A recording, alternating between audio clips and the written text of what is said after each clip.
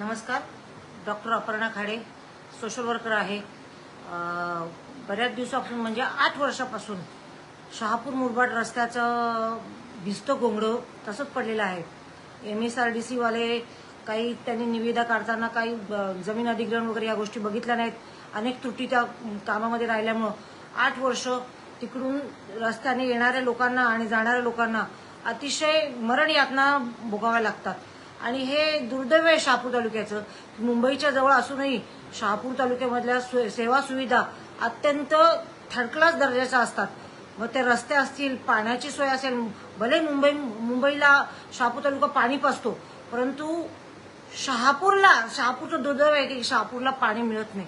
आणि अशाच मोठ्या समस्येसाठी शहापूर सापगाव टू मुरबाड या रस्त्याच्या समस्येसाठी आज आम्ही इथे बसलेलो आहोत माझ्या घरी. आणि लवकरच आम्ही एक मोठं आंदोलन छेडणार